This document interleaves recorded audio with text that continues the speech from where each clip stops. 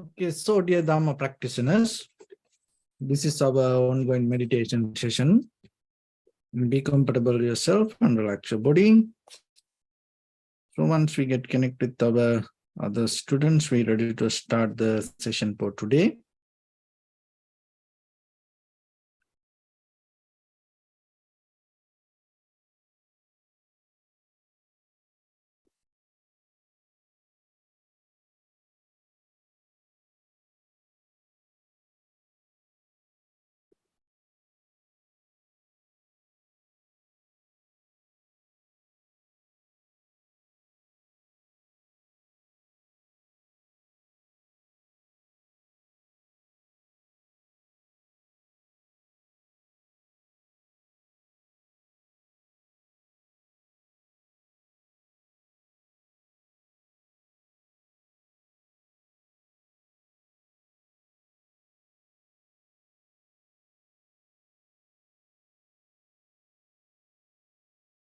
Okay, so dear Dhamma practitioners, be comfortable yourself and relax your body and keep your back straight, neck head straight in one line and your right palm on your left.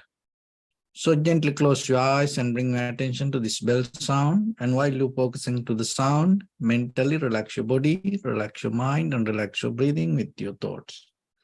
So do nothing extra. Just follow the sound, please.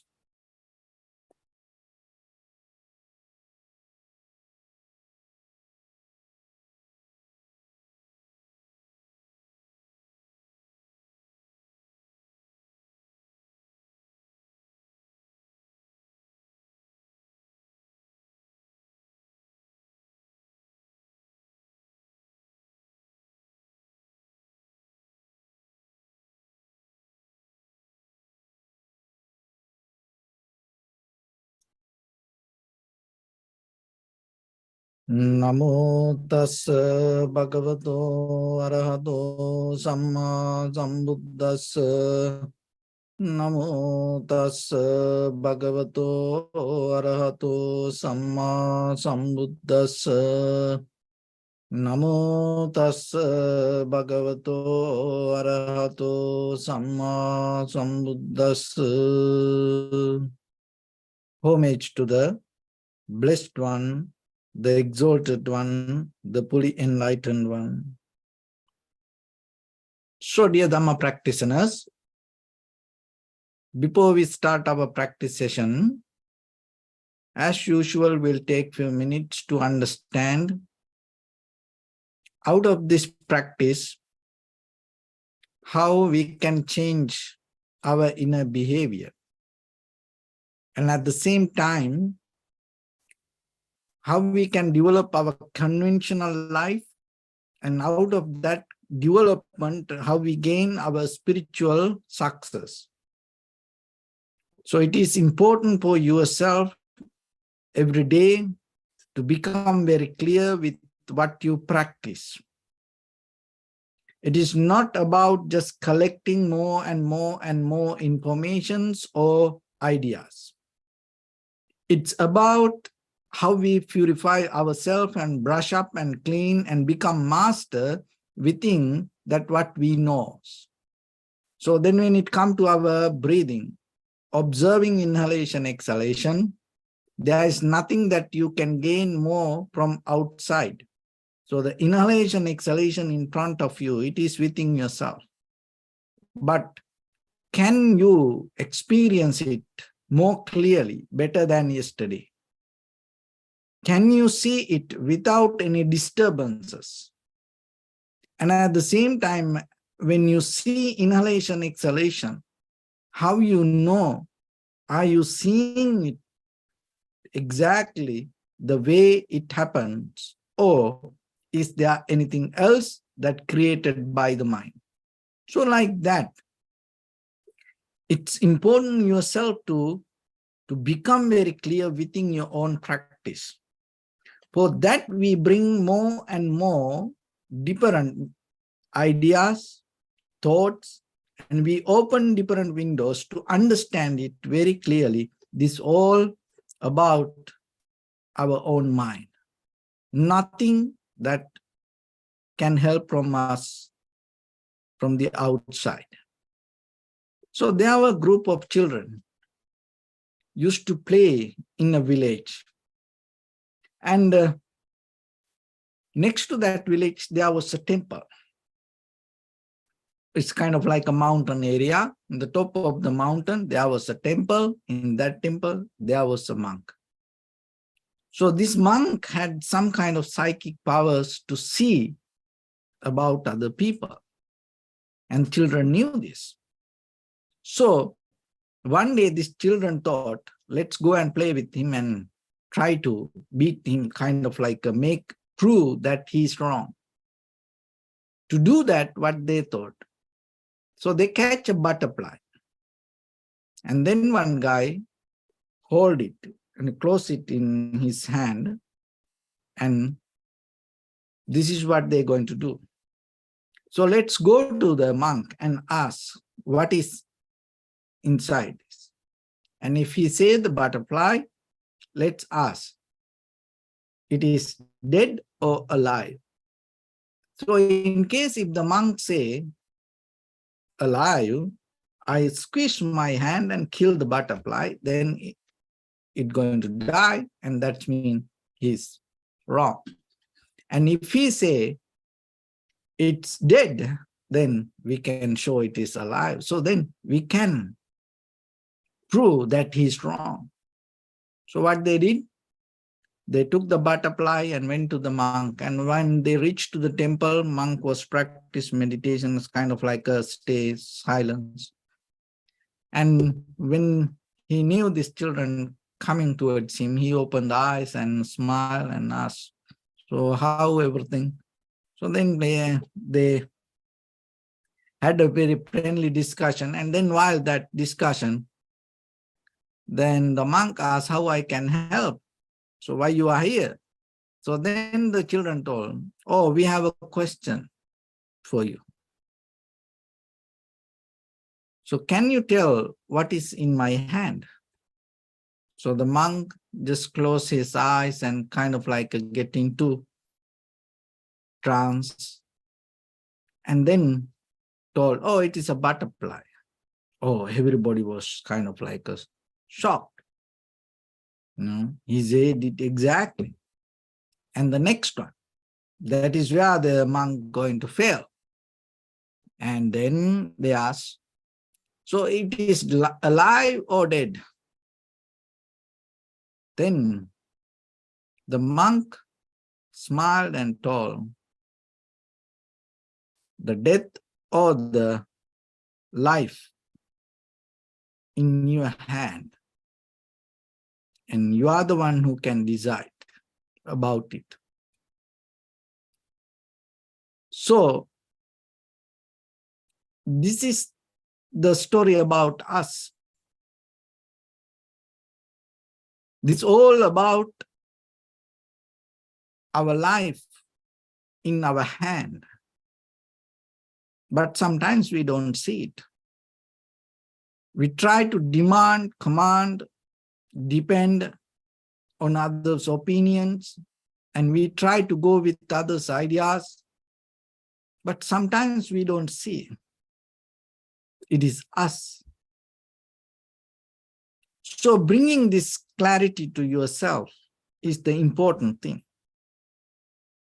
But when situations happen in day-to-day life, we always get tangled and we hold it to memory and we go with the habitual patterns, and it's not easy.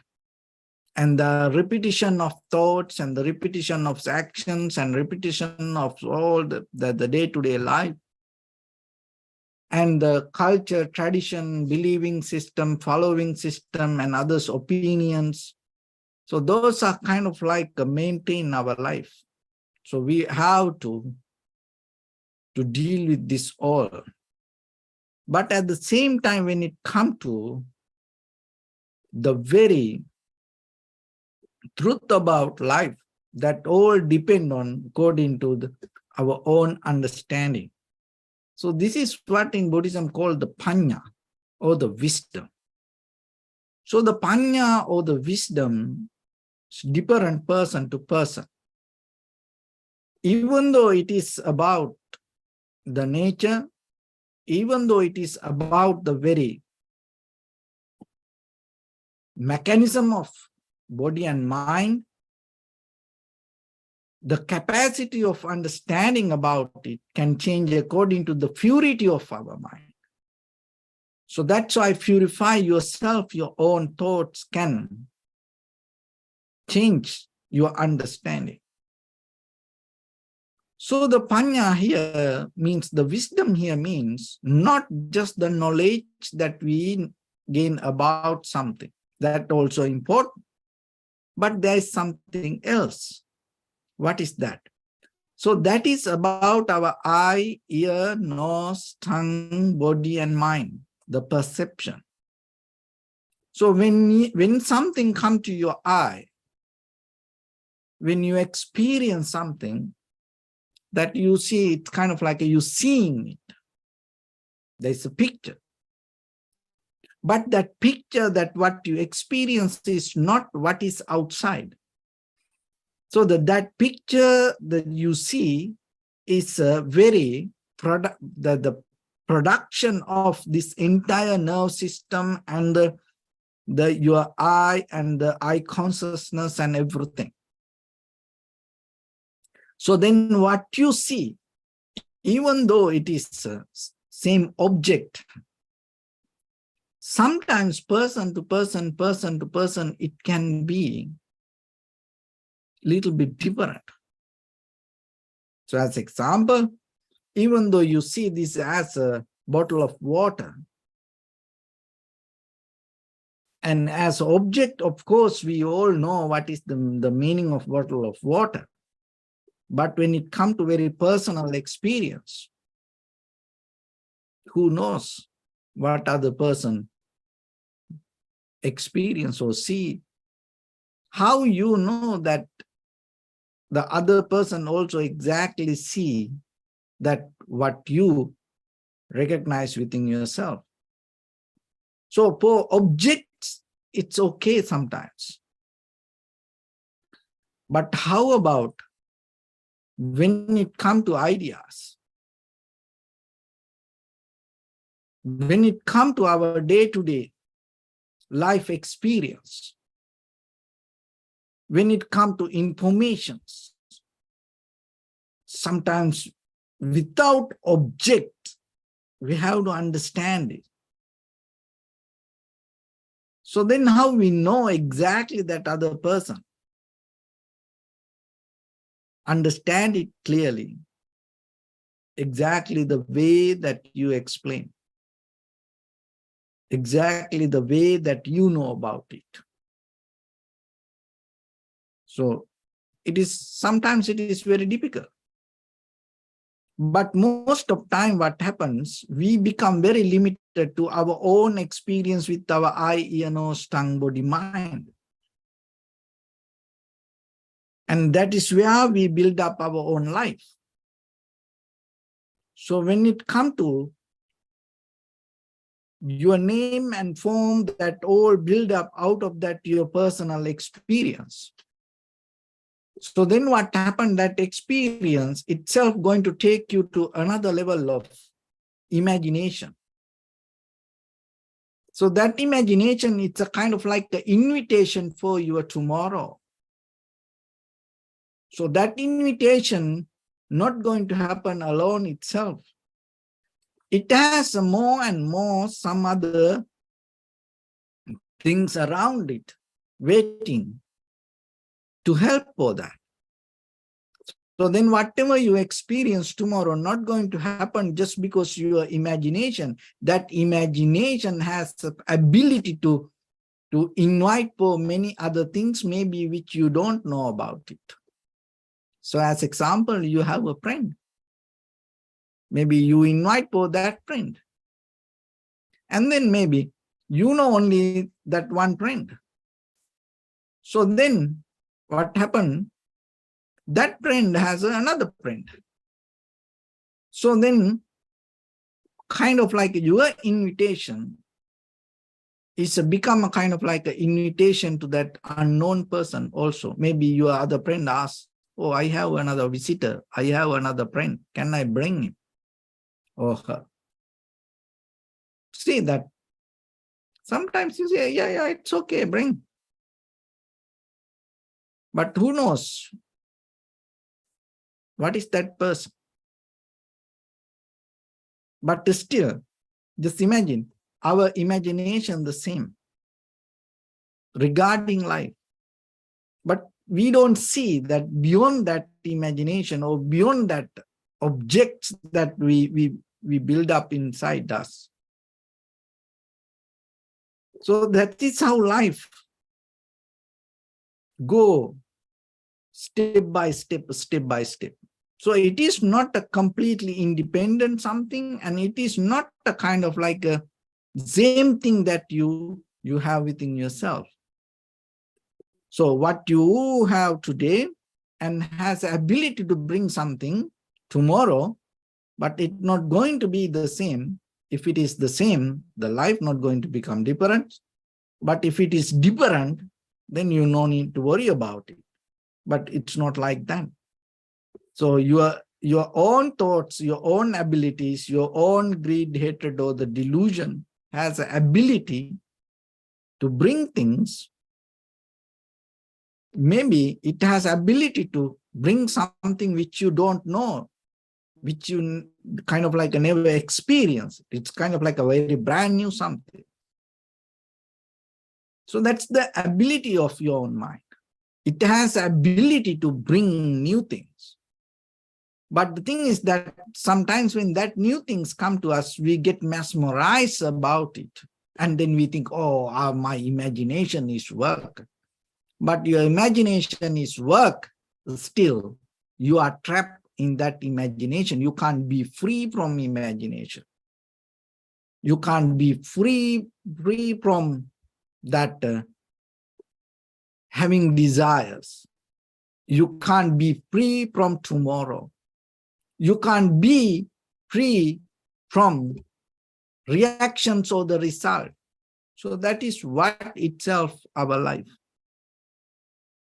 But there is a way once you become more clear with your own mind. There is a way that you can change the reactions or the result that keep coming towards you. There is a way that you can stop whatever waiting for you. So that is an ability. That is a skill. So that skill developed in a very conventional life. We have that ability. So we think kind of like being disciplined. That's a very conventional level. And sometimes we appreciate being disciplined. And sometimes, and people know it has a more strength and opportunities for yourself to become a better person. But when it comes to spiritual life, when it comes to Buddha's teaching, you have to remember being disciplined is very necessary, but itself not going to take you out of problems or the situation or the samsara. So conventional level of discipline will help for you to maintain a very good, clear life. But that doesn't mean that all the difficulties or the conditions going to go away. And that doesn't mean you can be disciplined, but that doesn't mean you get out of this samsara. So sometimes when children behave the way you want, you say, oh, this child is a good child. But if you know the very nature of the mind, it can be a very dangerous child also. Why? Because maybe it's look very disciplined, but who knows what is keep planning inside.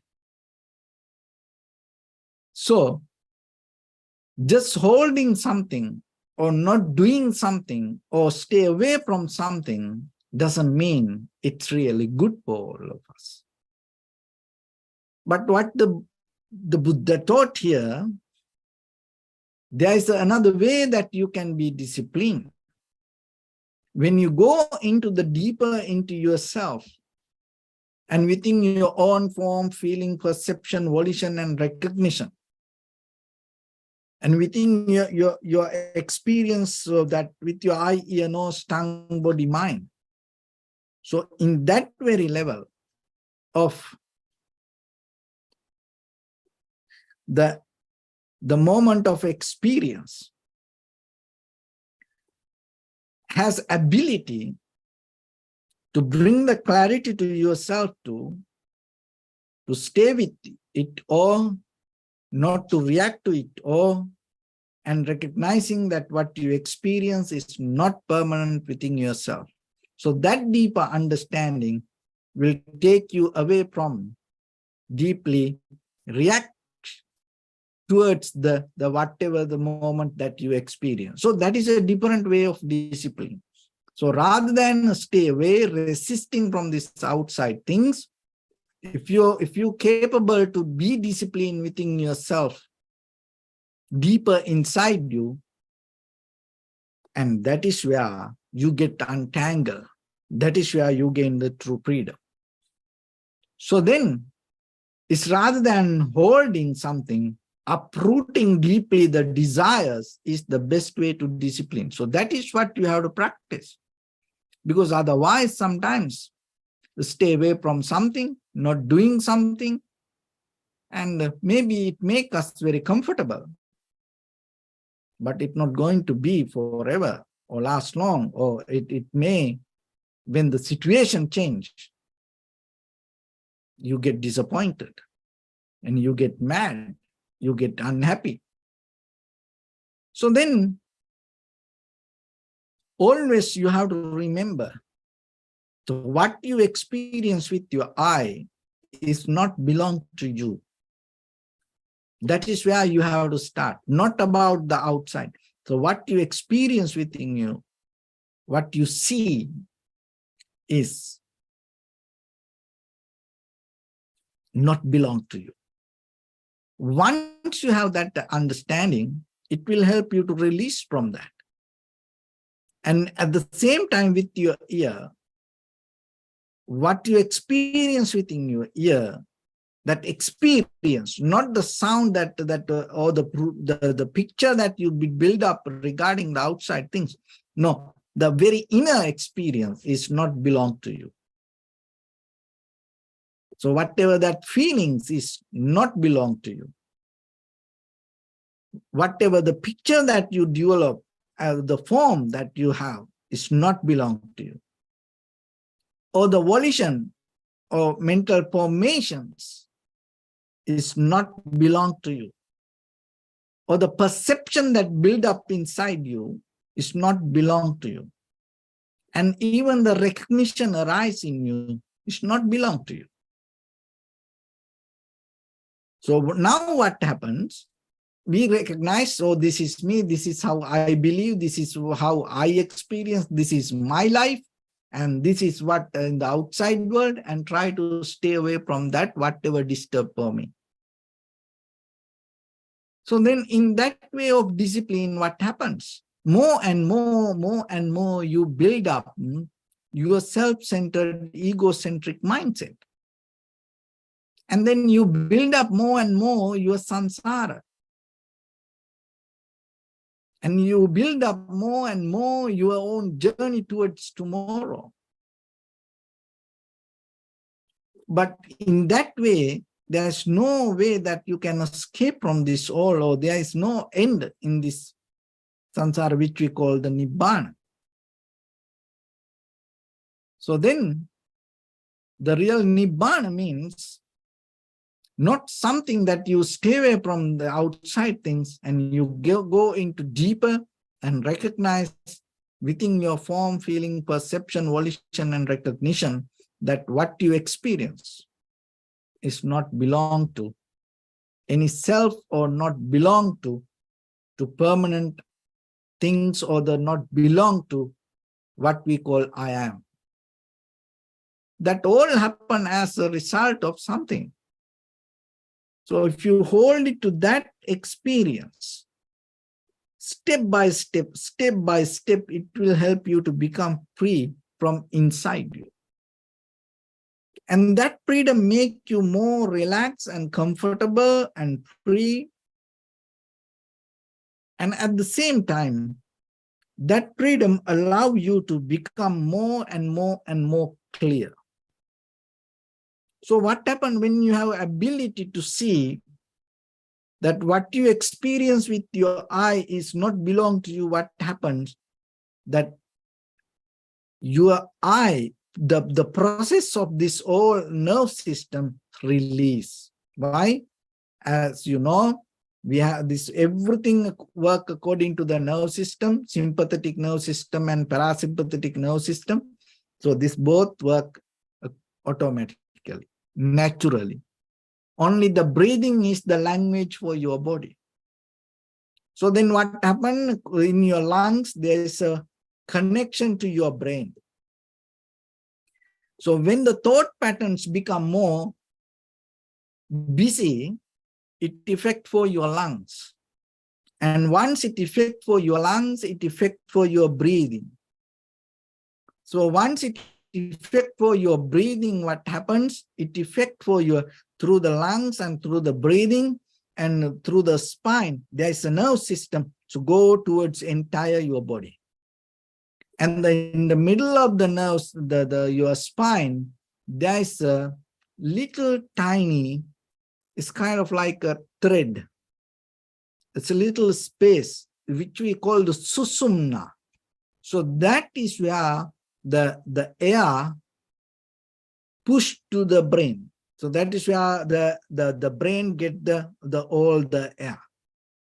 So what happened when the lungs become so tight or the busy with the brain, this air circular system break down. And then what happens? Once when you see something, hear something, smell, taste, or feel something, or even with the thoughts, when you become busy, tangle, or when there's doubt, or when there's a fear arise, this system not become free and it break down the pattern, and then you don't get enough oxygen to your brain. And then again, it affect for the lungs. And then so like that way, it go like a circle and break down the pattern. So because of that, what happens, when you see when you start to see something through your eye, your recognition not going to become clear. So whatever the sound, it's not going to become clear. So when your eye, when the eye itself not become clear, what happens? Then you need help. From where you get the help? You get the help from your own memory, mental formations, or the thoughts. From where? From your past. So in the moment of experience not become clear, what happened? You start to jump backward and bring the information from your past and try to recognize it. That's what happened. And then out of that analytical method, whatever you understand is not real. Why? Because your system depends from your past. That means memory. Once it become a pattern, again and again, again and again, again and again, once you become comfortable with that, it is very difficult to break that pattern down. So this is what happened. This is what itself called life. We are so comfortable with our own memory. We are so comfortable with our own thoughts. We are so comfortable with our own imagination. We are so comfortable with our fear. We are so comfortable with our unsatisfaction. We are so comfortable with our miseries. So then again and again, we live with it. We bring it back. So when you repeat it, what happened? It becomes stronger. So that is what itself build up this life. So then what you need to do? Bring the awareness, develop the clarity, be in the moment, and do your best to recognize what you experience in the moment without bringing help from your past. So that is where your practice is important. You don't jump to your past, your imagination, you stay again and again. So for that, you need some kind of practice. So we bring that out of primary mental object. So we give a conscious decision to be with something related to the present moment. So maybe the sensation or the body or the breathing. So some kind of mental object and be with it. And when the mind goes somewhere else, we bring it back. So again and again, when you are capable to develop that ability, so by the time what happened? So mind start to settle down and it become free from the busyness. It's not going to go here and there and jumping with many other things. So then in that very level, whatever you experience with your eye, ear, nose, tongue, body, mind, it becomes clear. So that clarity, it's another way we call direct perception. So then there's an ability within your eye, whatever come to it, you can recognize it as it is. To ear, you can recognize it as it is. So the nose, tongue, body, mind, the same. So that is what you need in the very first level, and through that we develop to get into that we develop tranquility meditation. And from there, and after that, now you have enough wisdom to see within your own experience. And that is where you develop the critical analytical understanding, which we call the vipassana. So in that way, you recognize object and subject all change moment by moment within your own form, feeling, perception, volition, and recognition. This is nothing to do with the outside. It is completely this inner process. Once you understand that understanding itself liberates you from your inner experience. And then you're not going to label your experience as I am. That is where everything going to be in that place. So whatever you experience, keep it there. Don't take it to the next moment. You can do it. What you experience with your eye, let it be in the eye. Ear, let it be in the ear. Nose, let it be. Tongue, let it be. In the body, let it be. In the mind, let it be.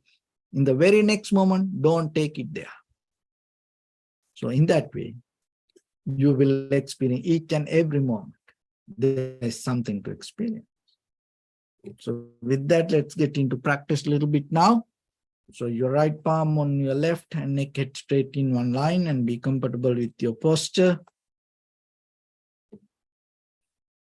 So bring your attention to your body and scan head to toes yourself and say so pateva, or may I be well and happy 3 times.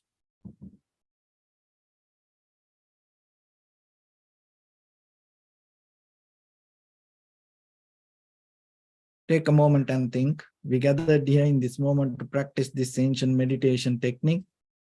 All the Buddhas, all the enlightened masters followed this path and achieved wisdom. So we also gathered here to accumulate that knowledge. In this moment with this sitting, may my body become more comfortable, may my breath be more smooth, may no difficulties come to me, may all the success come to me. Also think for a moment This is the last moment we're spending in this very lifetime.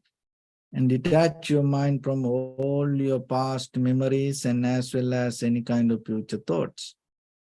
Just try to remain in the present moment, observing the sensation of your inhalation and exhalation. So in the beginning, deeply and gently, breathe in, breathe out 3 times and find the sensation, please.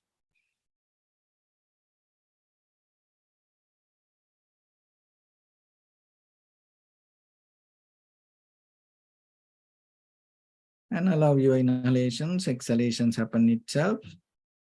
So when it happens through the sensation, recognize it, do nothing extra.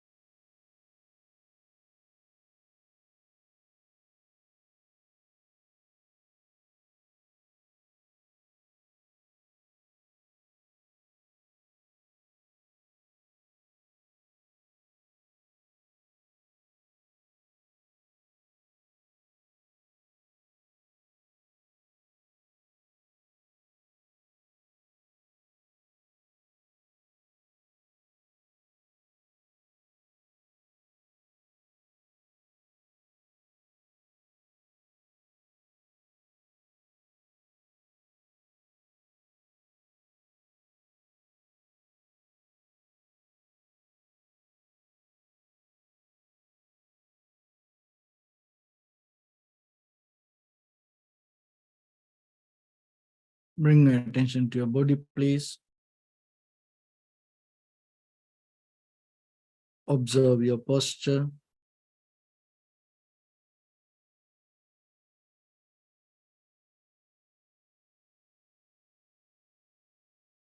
We cultivate loving kindness and compassion in our heart and radiate it as a light through entire your compound, village, city, state, country, world, around this universe.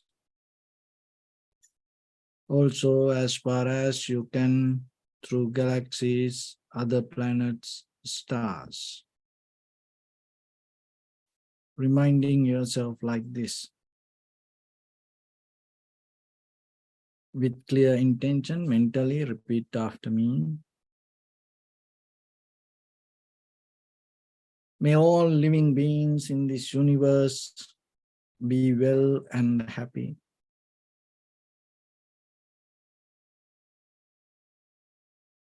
May everyone be happy and safe.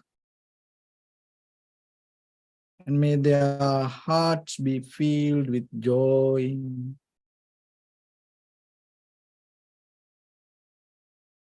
May all living beings live in security and in peace. Beings who are frail or strong, tall or short, big or small, visible or not visible, near or far away, already born or yet to be born. May all of them dwell in perfect tranquility.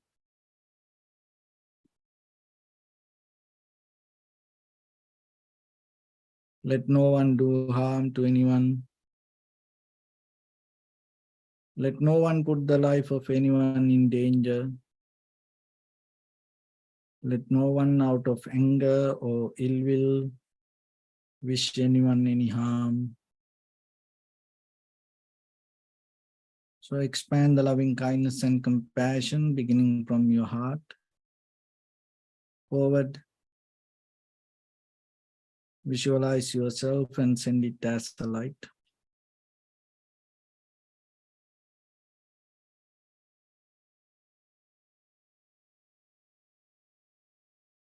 To your backside.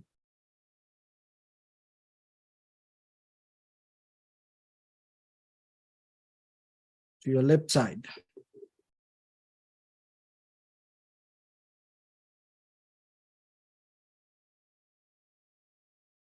Into your right side.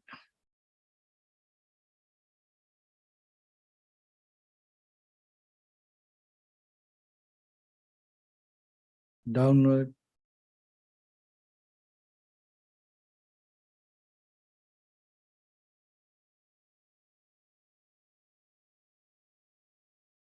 And upward.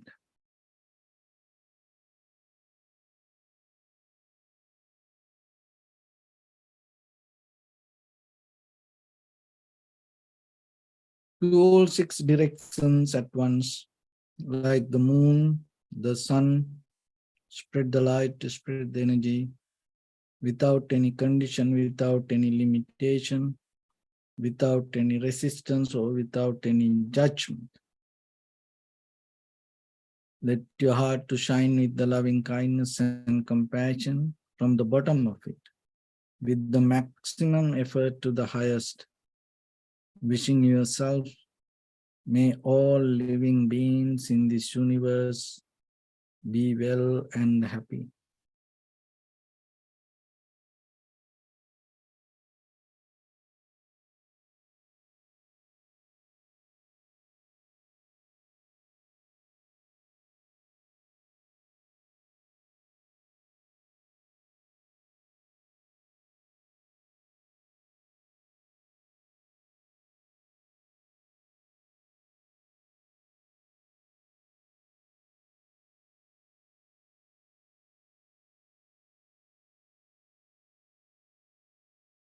Say sadhu, sadhu, sadhu.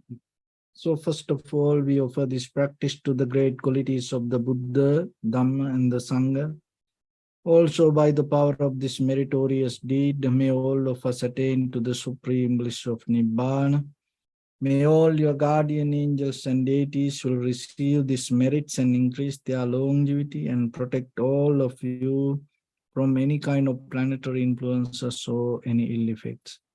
Ettavata mihi sampadam punya sampadam sabbe deva numodantu sabba sampatti siddhya sabbe bhuta numodantu sabba sampatti siddhya sabbe satta numodantu sabba sampatti siddhya imaya dhamma nudhamma patipattiya buddham pujemi dhammam pujemi sangham pujemi Addhaya imaya patipattiya jati jara vyadhi maranam ha paripunjissami idamme punya kammang asavakkaya vahang hotu sabba dukkha pamuncatu. Bless you.